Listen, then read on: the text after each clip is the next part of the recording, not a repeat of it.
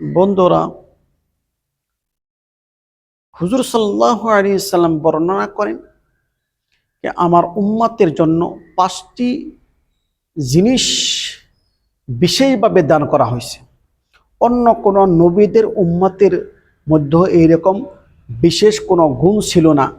হুজুর সাল্লাল্লাহু আলাইহি সাল্লাম বর্ণনা করেন যে রোজাদার ব্যক্তির জন্য, রোজাদার ব্যক্তির মুখের দুর্গন্ধকে আল্লাহ তাআলার কাছে মুশকে আম্বার চাইতেও অধিক প্রিয়। সুবহানাল্লাহ। দ্বিতীয় নাম্বার হচ্ছে নদ নদীর মাছ পর্যন্ত রোজাদার ব্যক্তির জন্য মাগফিরাতের দোয়া করতে থাকে, বরঞ্চ ইফতার পর্যন্ত দোয়া করে। সুবহানাল্লাহ।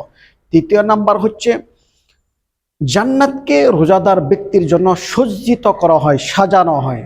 4 নাম্বার হচ্ছে ওই শয়তান, দুষ্ট শয়তানকে বন্দি করে দেওয়া হয়। 5 নম্বর হচ্ছে শেষ রাত্রে তাদেরকে ক্ষমা করে দেয়, অর্থাৎ যখন রোজা শেষ, ঈদের রাত আসে, সে রাত্রে সমস্ত রোজাদার ব্যক্তিকে ক্ষমা করে দেওয়া হয়। সুবহানাল্লাহ, সুবহানাল্লাহ। কি সুন্দর কথা। আল্লাহ তাবারাক তাআলা আমাদেরকে শুদ্ধভাবে রোজা রাখার জন্য তৌফিক দান করুক।